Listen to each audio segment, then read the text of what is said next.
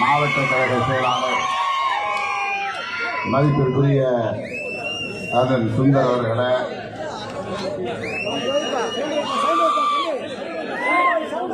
காங்கிரஸ் பேர் இயக்கத்தினுடைய மாநில செயற்குழு உறுப்பினர் CR பெருமாள் அவர்களே,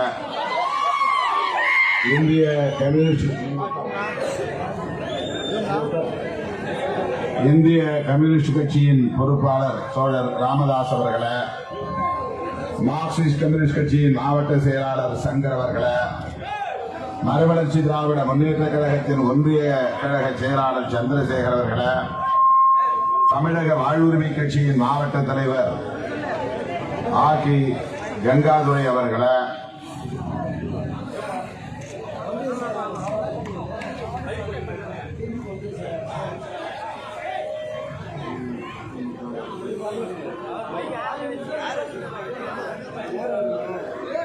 ஒன்றிய திமுக செயலாளர் சரவணன் அவர்களே, லத்தூர் ஒன்றிய செயலாளர் ராமச்சந்திரன் அவர்களே, மாவட்ட இளைஞரணியை சார்ந்த அப்துல் மாலிக் அவர்களே, லத்தூர் தெற்கு ஒன்றிய செயலாளர் MS பாபு அவர்களே, இந்திய யூனியன் முஸ்லீம் லீக் கட்சியின்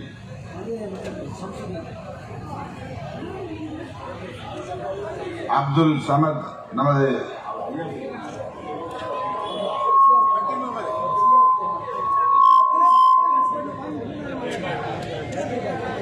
இந்திய யூனியன் முஸ்லீம் லீக் கட்சியின் பொதுச் செயலாளர் அன்பு சகோதரர் மணப்பாறை தொகுதியின் வேட்பாளர் அப்துல் சமத் அவர்களின் அருமை தந்தை பக்கீர் பாய் அவர்களே, மனிதநேய மக்கள் கட்சியின் மாவட்ட பொறுப்பாளர் சம்சுதீன் அவர்களே, நமது கட்சியின் தேர்தல் பணி பொறுப்பாளர்கள் ஆதிமொழி அவர்களே, இமய வரம்பன் அவர்களே, மாவட்ட செயலாளர் தம்பி சூகா ஆதவன் அவர்களே, மண்டல செயலாளர் சூகா விடுதலை செழியன் அவர்களே, திருக்கழுக்குன்றம் ஒன்றிய பொறுப்பாளர்கள் ஒன்றிய செயலாளர் ரவியந்திர ஆதவன், புரட்சி மணவாளன் அவர்களே, ரவியந்திர ஆதவன் அவர்களே, தலித் தயாளன், காஞ்சி தமிழினி, நத்தமேடு எழில்மலை, மின்னல் சாஹிர், தளபதி குணா, தென்றல் கோபி, சிவா, கரியரசு, புனிதவன், பாபு என்கிற செழியன், கா விடுதலை வேந்தன், முத்தமிழ் வளவன், நீலமேகன், சார்லஸ் ராம்கி, காரை திரு, உலக முதல்வன், திருவள்ளுவன், சேகர், விஸ்வா வளவன், திருமாசங்கர் உள்ளிட்ட முன்னணி தோழர்களே,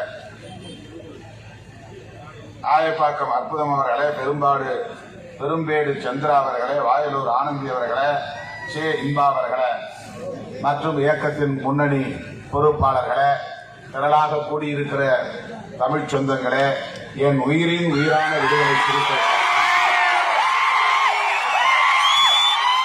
தம்பி சிறுத்தை குட்டு உள்ளிட்ட முன்னணி தோழர்கள் அனைவருக்கும் என்னுடைய பணிவார்ந்த வணக்கத்தை தெரிவித்துக் கொள்கிறேன். 15 நிமிடங்களே எஞ்சியுள்ளன. பெயர்கள் விடுபட்டிருந்தால் தயவு கூர்ந்து பொறுத்துவிட வேண்டுகிறேன். வழிநெடுக ஏராளமான தோழர்கள், பொதுமக்கள் வரவேற்பு கொடுத்து ஆங்காங்கே நெடுநேரம் எடுத்துக் கொண்டதால் இங்கே வந்து சேருவதற்கு காலத்தாழ்வு நேர்ந்துவிட்டது. அதற்காக நான் வருந்துகிறேன். நடைபெறவுள்ள இந்த சட்டப்பேரவை பொதுத் தேர்தலில் செய்யூர் சட்டமன்ற தொகுதியின் வேட்பாளராக அண்ணன் தளபதி அவர்களின் ஆசியோடு, கூட்டணி கட்சிகளின் ஆசியோடு போட்டியிடும் பாபு அவர்களுக்கு பானை சின்னத்திலே வாக்களித்து அவரை பெருவாரியான வாக்குகளின் வித்தியாசத்தில் வெற்றி பெறச் செய்ய வேண்டும் என்று நான் உங்களை வேண்டி கேட்டுக் கொள்கிறேன். இந்த தேர்தல் வழக்கமான தேர்தல் அல்ல. இது மிகவும் நெருக்கடி நிறைந்த, ஆபத்து சூழ்ந்த ஒரு காலகட்டத்தில் நடைபெறுகிற தேர்தல். அதனால்தான் அண்ணன் தளபதி அவர்களின் தலைமையில் மதசார்பற்ற முற்போக்கு கூட்டணி 5 ஆண்டுகளுக்கு முன்பே உருவாக்கிவிட்டது. திடீரென்று தேர்தல் காலத்தில் உருவான கூட்டணி அல்ல. தேர்தல் ஆதாயத்திற்காக பேரம் பேசி உருவான கூட்டணி அல்ல. 2016 சட்டப்பேரவை தேர்தல் முடிந்த அந்த பொழுதிலிருந்தே தமிழ்நாட்டில் எடப்பாடி பழனிசாமி அவர்களின் ஆட்சிக்கு எதிராகவும் இந்திய அளவில் மக்களுக்கிடையிலே மோதலை தூண்டிவிட்டு சமூக நல்லிணக்கத்தை பாழ்படுத்தி வருகிற மோடி அரசுக்கு எதிராகவும் திட்டமிட்டு செயல்படக்கூடிய வகையில் அண்ணன் தளபதி ஸ்டாலின் அவர்களால் உருவாக்கப்பட்ட கூட்டணி தான், கொள்கை கூட்டணி தான் மதசார்பற்ற முற்போக்கு கூட்டணி. 5 ஆண்டுகளுக்கு முன்பே உருவான கூட்டணி. சட்டமன்ற தேர்தல் அறிவிக்கப்பட்ட பிறகு உருவான கூட்டணி அல்ல. எந்த நிபந்தனையும் இல்லாமல் இந்த கூட்டணி கட்டமைக்கப்பட்டது. விடுதலை சிறுத்தைகளாக இருந்தாலும், காங்கிரஸ் பேரு இயக்கமாக இருந்தாலும், இடதுசாரி கட்சிகளாக இருந்தாலும், மறுமலர்ச்சி திராவிட முன்னேற்ற கழகம், தமிழக வாழ்வுரிமை கட்சி, இந்திய யூனியன் முஸ்லீம் லீக் கட்சி, மனிதநேய மக்கள் கட்சி என்று இந்த கூட்டணியில் இடம்பெற்றுள்ள கட்சிகள் அனைத்தும் சமூக நீதியை பாதுகாப்பதற்கான கட்சிகள். பாரதிய ஜனதா தமிழ்நாட்டில் காலூன்றிவிடக் கூடாது, அது மிகவும் ஆபத்தானது. இதுவரையில் தமிழ்நாட்டிலே அவர்களால் காலூன்ற முடியாத நிலையில், வேரூன்ற முடியாத நிலையில் இப்போது இந்த தேர்தலை பயன்படுத்தி தமிழக அரசியலில் அடியெடுத்து வைக்க முயற்சிக்கிறார்கள். அவர்கள் தமிழ்நாட்டிலே வேரூன்றினால், காலூன்றினால் தமிழ்நாட்டுக்கும் தமிழ்நாட்டு மக்களுக்கும் பெரும் தீங்கு விளையும். ஆகவே அவர்களை விரட்டி அடிக்க வேண்டும், எடப்பாடி அவர்களின் தலைமையிலான ஆட்சியை தூக்கி எறிய வேண்டும் என்ற அந்த எண்ணத்தின் அடிப்படையில் தான் அண்ணன் தளபதி ஸ்டாலின் அவர்களின் தலைமையிலே இந்த கூட்டணி 5 ஆண்டுகளாக பயணித்து தேர்தல் களத்தையும் சந்திக்கிறது. அருமை தோழர்களே, அதிமுக தலைமையிலே கூட்டணி அமைந்திருப்பதாக நாம் கருதுகிறோம். உண்மையில் பிஜேபி தலைமையில் தான் இங்கே கூட்டணி. 20 இடங்களில் தான் பிஜேபி போட்டியிடுவதாக நாம் கருதுகிறோம். உண்மையில் 234 தொகுதிகளிலும் பிஜேபி தான் போட்டியிடுகிறது. இந்த தொகுதியில் இரட்டை இலை சின்னம் தான் போட்டியிடுகிறது என்று நாம் எண்ணுகிறோம். உண்மையில் இந்த தொகுதியிலே தாமரை சின்னம் தான் போட்டியிடுகிறது. இரட்டை இலைக்கு ஓட்டு போட்டால் அது தாமரைக்கு ஓட்டு போட்டதாகத்தான் பொருள். அதிமுகவுக்கு ஓட்டு போட்டால் அது பிஜேபிக்கு ஓட்டு போட்டதாகத்தான் பொருள். அதிமுக ஆட்சிக்கு வந்தால் பிஜேபி ஆளப்போகிறது என்றுதான் பொருள். எடப்பாடி முதலமைச்சர் நாற்காலியில் உட்கார போகிறார் என்றால் மோடியோ அமித்ஷாவோ அந்த நாற்காலியில் அமரப்போகிறார்கள் என்றுதான் பொருள். ஆகவே அதிமுக தொண்டர்களுக்கும் நான் தெளிவுபடுத்த விரும்புகிறேன். ஜெயலலிதா அம்மையாரை சற்று நினைவு கூர்ந்து பாருங்கள். 2019 நடைபெற்ற நாடாளுமன்ற பொதுத் தேர்தலின் போது ஜெயலலிதா அம்மையார் அவர்கள் திமுகவை எதிர்த்து பிரச்சாரம் செய்தார் என்றாலும் கூட, திமுகவை எதிர்த்து விமர்சனம் செய்தார் என்றாலும் கூட, திமுகவுக்கு எதிராக சூறாவளி சுற்றுப்பயணத்தை மேற்கொண்டார் என்றாலும் கூட, அவர் அழுத்தம் திருத்தமாக ஒன்றை தனது பிரச்சாரத்தில் சொன்னார். கடைசி நேரத்தில் சொன்னார், ஆவேசமாக சொன்னார், ஆத்திரமாக சொன்னார். என்ன சொன்னார் என்றால், மோடியா லேடியா மோதி பார்ப்போம் வா என்று கூப்பிட்டார். கலைஞரை பார்த்து அழைக்கவில்லை, அண்ணன் தளபதியை பார்த்து அழைக்கவில்லை. மோடியா லேடியா மோதி பார்ப்போம் வா என்று மோடிக்கு எதிராக சவால் விட்டவர் மறைந்த ஜெயலலிதா அம்மையார் அவர்கள். எடப்பாடி பழனிசாமி மறந்து போயிருக்கலாம், ஓ பன்னீர்செல்வம் மறந்து போயிருக்கலாம், பதவி அவர்களின் கண்களை மறைத்திருக்கலாம். அதிமுக தொண்டர்களே, நீங்கள் அதை நினைவிலே வைக்க வேண்டும். மறந்திருக்க மாட்டீர்கள் என்று நான் நம்புகிறேன். ஜெயலலிதா அம்மையார் இந்த கூட்டங்களில் பேசும்போது ஒன்றை சொன்னார். நான் என் வாழ்நாளில் செய்யக்கூடாத ஒரு பெரும் தவறை செய்துவிட்டேன், ஒரு வரலாற்று பெரும் பிழையை இழைத்து விட்டேன் என்று சொன்னார். எந்த பெரும் தவறு? பிஜேபியோடு கூட்டணி வைத்ததுதான் என் அரசியல் வரலாற்றில் நான் செய்த பெரும் குற்றம். அதற்காக பரிகாரம் செய்யக்கூடிய வகையில் நானே ஆதரவு தெரிவித்து உருவாக்கிய பிஜேபி ஆட்சியை 13 நாளில் நானே கவிழ்த்து காட்டினேன். சொன்னது யார்? அதிமுகவினுடைய பொதுச் செயலாளர், முன்னாள் முதலமைச்சர் செல்வி ஜெயலலிதா அம்மையார் ஆவேசமாக அந்த பொதுக்கூட்டங்களில் பேசினார். வாஜ்பாய் தலைமையிலே ஆட்சி அமைந்த போது அதிமுக ஆதரவு கொடுத்து அந்த ஆட்சி அமைவதற்கு உற்ற துணையாக இருந்தார். ஆனால் பிஜேபிக்கு நாம் ஆதரவு தெரிவித்தது தவறு.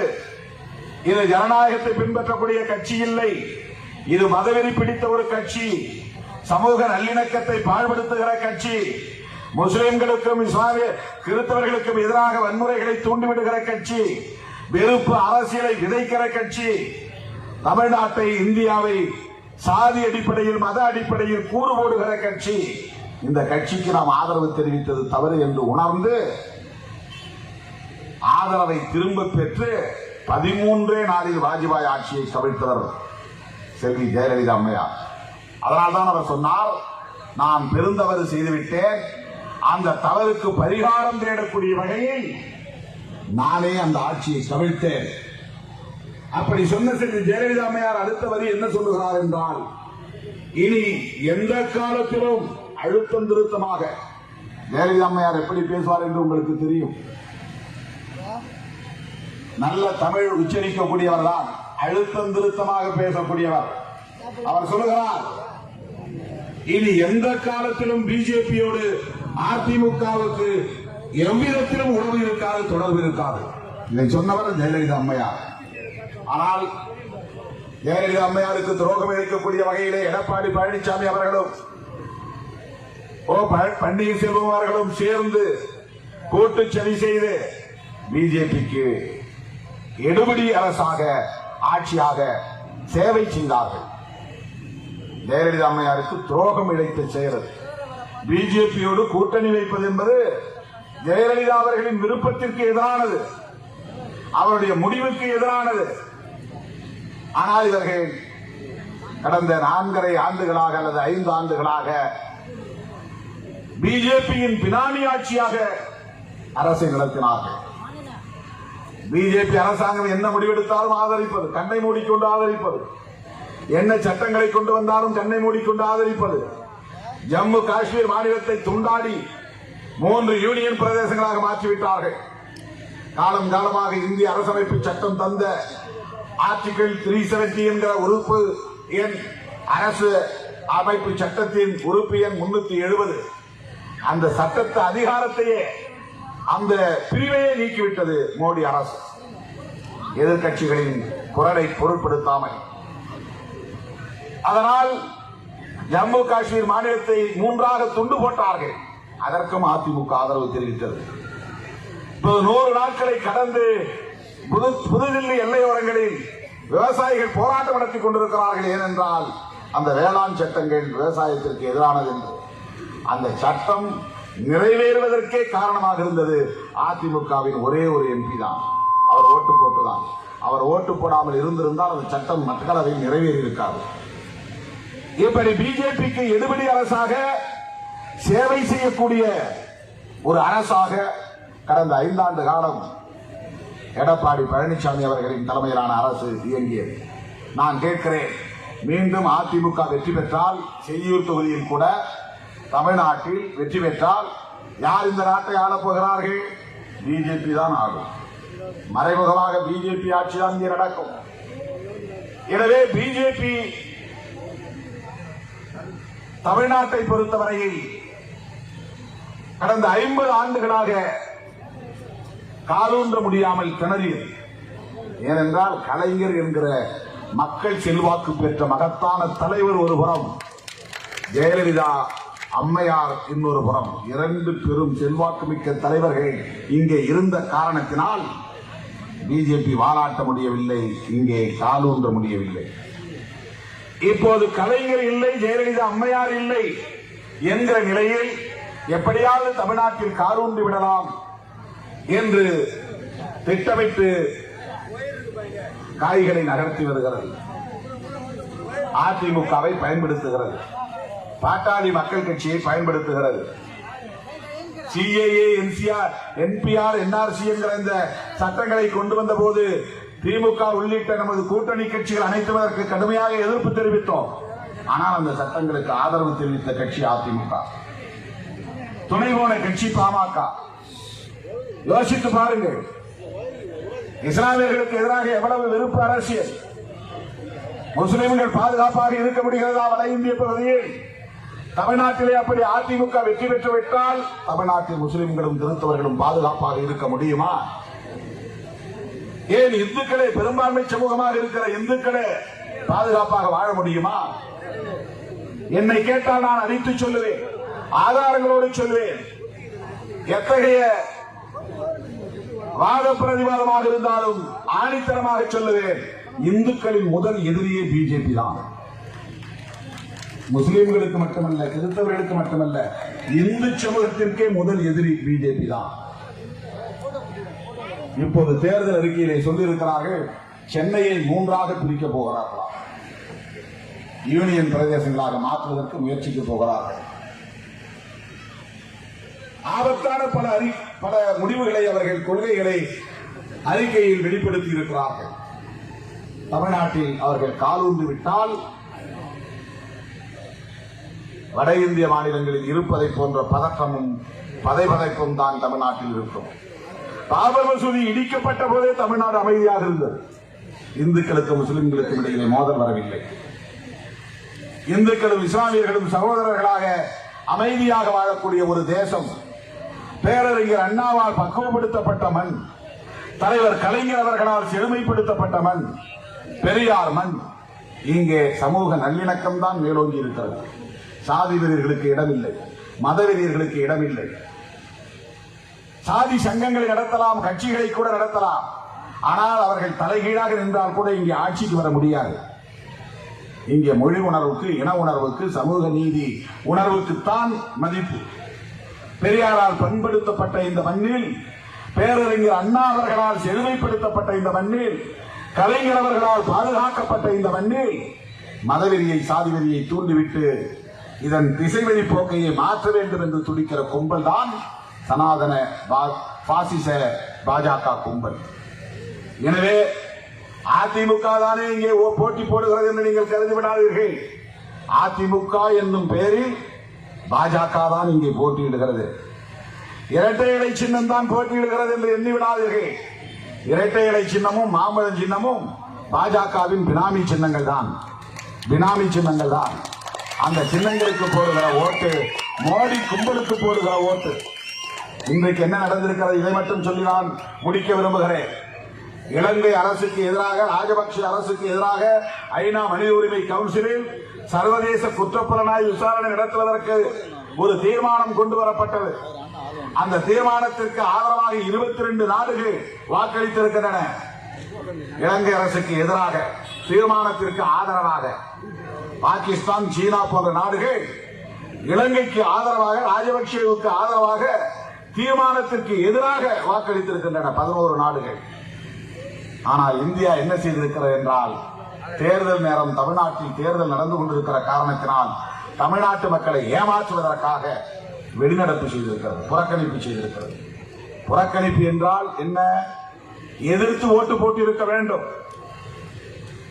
ஆதரித்து ஓட்டு போட்டிருக்க வேண்டும். இலங்கைக்கு எதிர்த்து ஓட்டு போட்டிருக்க வேண்டும். தமிழர்களுக்கு இவர்கள் உண்மையிலேயே நல்லது செய்யக்கூடியவர்களாக இருந்திருந்தால், முள்ளிவாய்க்கால் படுகொலைக்கு காரணமான ராஜபக்சே கும்பலை சர்வதேச குற்றப்புலனாய்வு விசாரணைக்கு உட்படுத்தக்கூடிய வகையில் சர்வதேச குற்றவாளி கூண்டில் நிறுத்துவதற்கு ஆதரவாக தீர்மானத்திற்கு வாக்களித்திருக்க வேண்டும். ஆனால் இந்த கும்பல் ராஜபக்சேவை காப்பாற்றுவதற்காக இலங்கை அரசுக்கு ஆதரவாக ஐநா மனித உரிமை கவுன்சிலில் வந்த தீர்மானத்திற்கு எதிராக புறக்கணிப்பு செய்திருக்கிறார்கள். இதுதான் பாஜக, புரிந்து கொள்ளுங்கள். இப்படிப்பட்ட இந்த பாஜகவுக்கு தான் அதிமுக வால் பிடிக்கிறது, பாமக கால் பிடிக்கிறது. எவ்வளவு பெரிய துரோகம்! அதிமுகவும் பாமகவும் சேர்ந்து கொண்டு பாஜகவுக்கு இங்கே சிவப்பு கம்பளம் விரிக்கிற நேரத்தில் தான் பெரியாரின் பிள்ளை, அண்ணாவின் தம்பி, முத்தமிழறிஞர் கலைஞர் அவர்களின் கொள்கை வாரிசாக களத்தில் இருக்கிற அண்ணன் தளபதி ஸ்டாலின் அவர்கள் அந்த கும்பலை விரட்டி அடிப்பதற்காக உருவாக்கிய கூட்டணி தான் மதசார்பற்ற முற்போக்கு கூட்டணி. அருமை தோழர்களே, தமிழ்நாட்டில் அண்ணன் ஸ்டாலின் அவர்கள் தலைவர் கலைஞருக்கு அடுத்து முதலமைச்சர் நாற்காலில் அமர்ந்தால்தான் சமூக நீதியை காப்பாற்ற முடியும், சமூக நல்லிணக்கத்தை காப்பாற்ற முடியும், இஸ்லாமிய கிறிஸ்தவ சிறுபான்மை மக்களின் ஜனநாயக உரிமைகளை காப்பாற்ற முடியும், தலித்துகளுக்கு எதிரான ஒடுக்குமுறைகளை தடுக்க முடியும், பெண்களுக்கு எதிரான வன்கொடுமைகளை தடுக்க முடியும், ஒட்டுமொத்தத்தில் சமூக நீதியை பாதுகாக்க முடியும்.